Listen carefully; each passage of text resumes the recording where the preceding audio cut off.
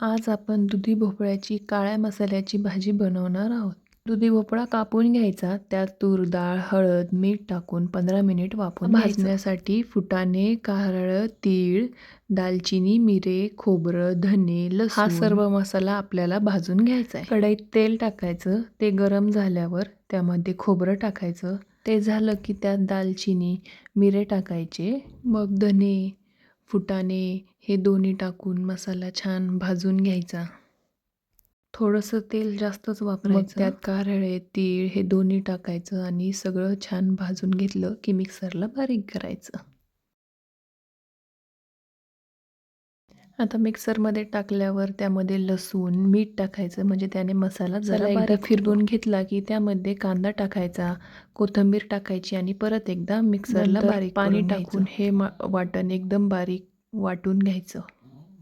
आता भाजी करून घेऊया.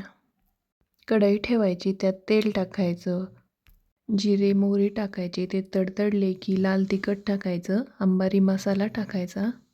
मग लगेच मिक्सरला बारीक केलेला मसाला त्यात टाकायचा आणि त्याला छान परतून घ्यायचं तेल सुटूपर्यंत. मग त्यामध्ये पाणी टाकायचं. आपल्याला लागेल तितकं पाणी टाकायचं आणि भोपळं वाफून घेतल्यामुळे आपल्याला जास्त वेळ भाजी ठेवायची गरज नाही. 10 मिनिट गॅसवर ठेवायची आणि भाजी तयार. ही रेसिपी आवडली असेल तर चॅनलला नक्की सबस्क्राईब करा. थँक्यू.